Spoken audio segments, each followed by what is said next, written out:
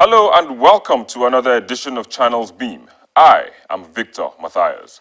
Nigerians witnessed another level of drama at the National Assembly when lawmakers were stopped by the police from gaining access into the National Assembly complex to debate on the president's request to extend the state of emergency in the three northeastern states of Adamawa, Yobe, and Borno. On the program today, we'll be getting the views of Nigerians on the acrobatic acts of the lawmakers.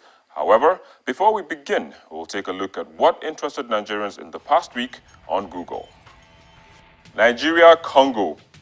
Nigeria lost the second qualifying slot in Group A after playing a 2-all draw with South Africa, and that result left Nigerians with no choice but to check Google for the results of the other game to see if Nigeria will qualify for the AFCON 2015.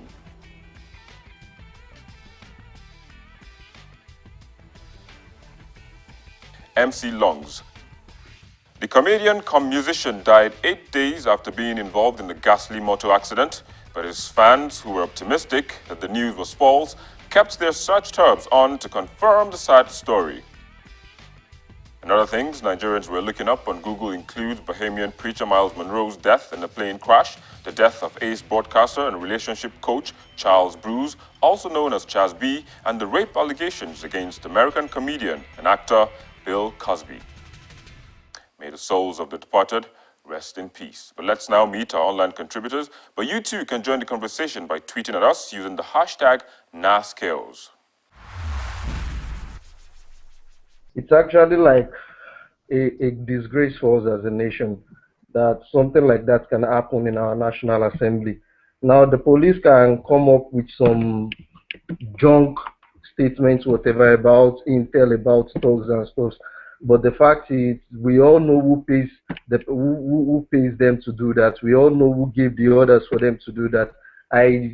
From the videos we've seen, there were no talks anywhere. Everybody in that place was members of the National Assembly, of the House of Representatives.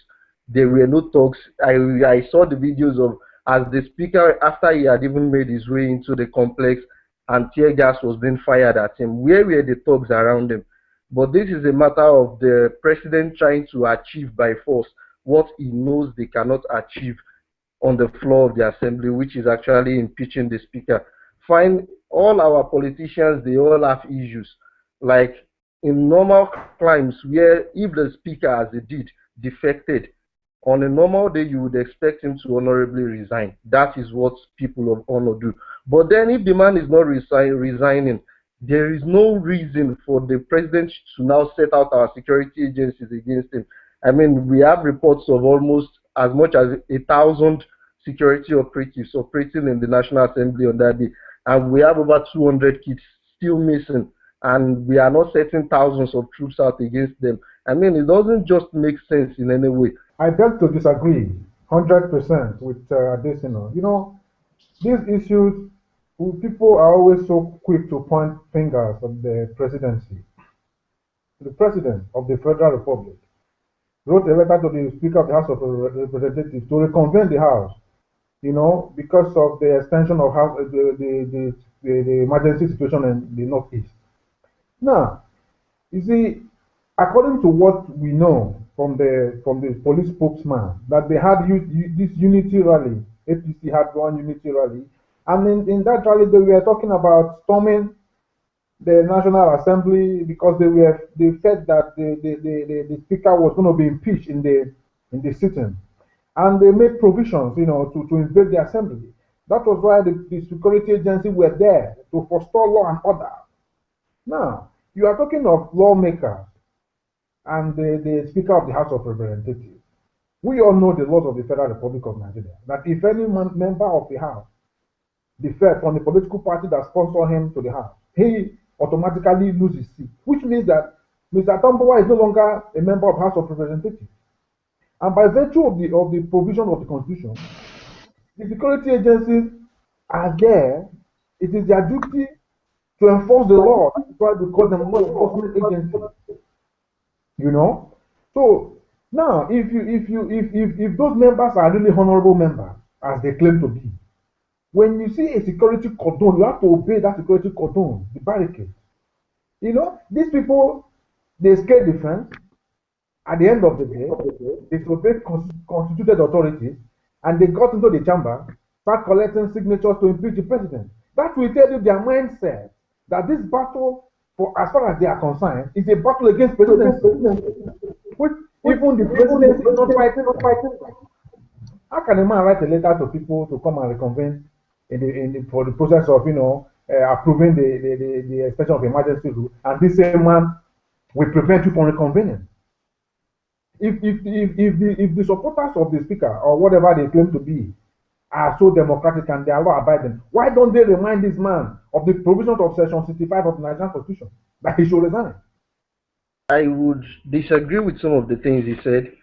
For example, I want us to understand that, yes, according to the law, it states that once a member of the National Assembly or a legislator cross carpets, he loses his seat. But that same law creates ground for defection, which is the fact that if there is any form of division party in which he was elected, the speaker has provided court documents to show that there is actually division in his party in Sokoto State. That is one. Number two, now if, assuming, as he said, the police has to enforce the law that he has defected. Now, if there is a court of law that has issued an order for a stay of execution, they should maintain the status quo. Why should the police in any way harass him? That is one. Number two, in Ekiti State, for example, 7 members of the House of Assembly, including 3 unknown people, just impeached the sitting speaker. Now, one of these people, one of the 7 lawmakers that are PDP members, one of them is actually an APC member who defected a few days ago. This person was not harassed by the police. This person was not forcefully ejected from the assembly by the police to say this person is wrong. He has defected, she has defected, therefore she loses her seat. No. Because she cross-carpeted to the ruling party, the police left her, guarded the assembly while 7 people impeached a speaker. They need 9 people to actually form a quorum in that assembly. But under the cover of the police force, of our so-called police force, they are able to impeach a sitting speaker, 7 members. Now tell me, how does that make sense? How is that fair? How is that equal? Fine, like I said earlier, what is happening in the National Assembly is a disgrace to all of us as a nation. But the fact is, on the side of the law, as far as the law is concerned, the police has erred in this aspect. Now, you made mention of the fact that the president is not at fault. In fact, you contradicted yourself in the sense that you said the president wrote a letter to the speaker. That means the president still recognized the speaker as the speaker of the National Assembly. Why then should the High Inspector General of Police, who is appointed by the president, paid by taxpayers' money, now be saying no, the president is wrong and the speaker is no longer the speaker? It makes no sense in any way whatsoever. This is simply a form of witch hunting of the speaker simply because he defected. If the security agency gets an intel that there's going to be a breakdown of law and order, it is their sole responsibility to checkmate this breakdown of law and order. And if a House member refuses to obey the cordon of the security agency, now who do you blame? You begin to blame the presidency. That is very wrong. The president is not even in the country when this whole thing was going on. Now, if you imagine another crime, take for example in the United States of America, and a House member defects, and people are trying to enforce the law, will you see anyone collecting signature to impeach Obama? If you have to compare what you see over here or what you see in Europe or any other place in the world, the case of Nigeria is always a very different one. And it's not different in the way that is a positive difference, but it's always on the negative side. But when you come here, for example, talking about forming condoms or whatsoever from preventing people from getting access into the House of Assembly, then I would like to pose this question. Is the House of Assembly for the lawmakers alone, or is the House of Assembly for Nigerians? If I can't gain access into the House of Assembly where the laws of the land are made, then what makes me actually a Nigerian? Good, there are security threats that makes everybody should be screened before getting access. But I don't even think I can. even when screened, I get access into the National Assembly of Nigeria.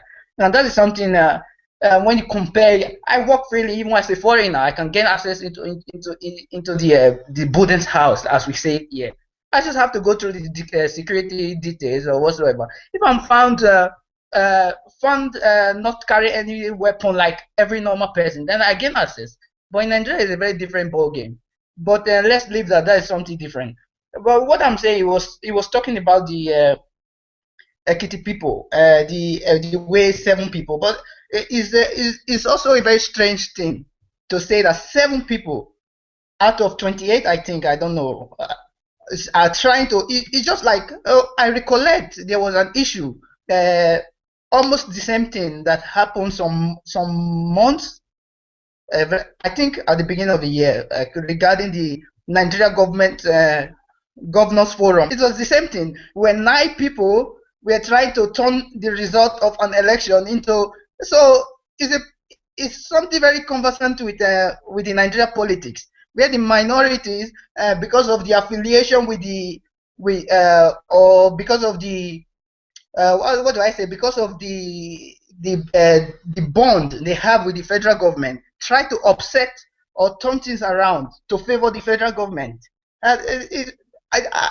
I'm from the south of Nigeria. President Goodluck is a southerner or whatsoever. But that does not really mean we should not see something objectively. We should actually look at these things the way they should be, and not because of sentiment trying to twist everything around. What happened in the National Assembly on that day makes no sense. Like you said, like Precious said, if an average citizen can't gain entrance into the National Assembly, firstly, it makes no sense. Now, even if you are going to have a cordon, they could have this cordon in such a way that only people who have businesses in the National Assembly gain entrance without necessarily shutting down the assembly. On this day when they were preventing the speaker from gaining entrance, the deputy speaker was ushered in through the presidential entrance. So tell me, where is the equity and justice in that? It doesn't make sense in any way. If we are going to support good governance and fairness in Nigeria, we should do it across board, not selectively, not in a way that seems like we are for one party and we are against the other. I'm not a politician. I'm not into politics. No member of my family is into politics. But when something is wrong, let us as a people be able to say this is wrong. What the police force did on that day is wrong. It is out of their powers to do that. If they want to provide security, they can provide it in such a way that does not stop the National Assembly from working. The National Assembly is an arm of government. This is like another arm of government stopping another arm of government from working. It is not done anywhere in that way. If, for example, we have it in the US, the opposition can filibuster bills or whatever. It happens everywhere. You cannot say President Obama, while he had issues with the Congress, why didn't he say, okay, because the Republicans were blocking his moves, why didn't he say, okay, I'm going to use the minority to impeach the speaker or whatever? It doesn't happen. We, the populace, we have a very important role to play. We have seen in the past years the INEC is living up to expectation in some certain areas, even though we have a lot of challenges that the INEC are not kind of mastering to the taste of exposed people or to the taste of developed nations. But compared to the past elections we've had, then we could say we have some iota of hope that INEC could live to expectation come 2015. And I think this is an opportunity to enlighten the populace to vote wisely, because Nigerians do lay emphasis on executive arm of government, and this is actually just a part of government. And if you want change, we have the judiciary, we have the legislative, and if you really want a change that is going to be permanent, you have to focus on the legislative part of government, because that's where the power lies. The laws of the land must be obeyed, and when the laws are good, the policies will be good, because the executive have no option that rather than to follow the laws. I think it's left for us as the electorate, especially those of us who are in Nigeria, who are educated at home, expecting for change to come to our laps. But the fact is, if you don't go out there to participate in the electoral process, we would have the same set of people buying their votes, buying votes from people who know very little about what this means for us. I mean, the dollar to the naira today is alarming, very alarming, almost 180, 183 driven naira on the black market. It is really, really crazy. We need change in this country, and change can only come when we begin to see beyond ethnic and religious colorations. I personally, I don't care if an Hausa man, I'm Yoruba, I don't care if an Hausa man rules Nigeria for the next 50 years.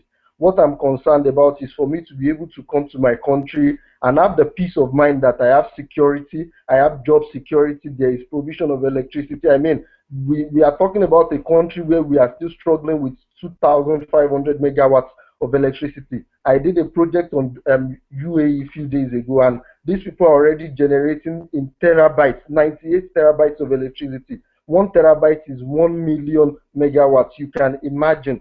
And our country, and this is a country with 9 million people, and Nigeria with almost 170 million, we are struggling with 2,500. It is really, really crazy.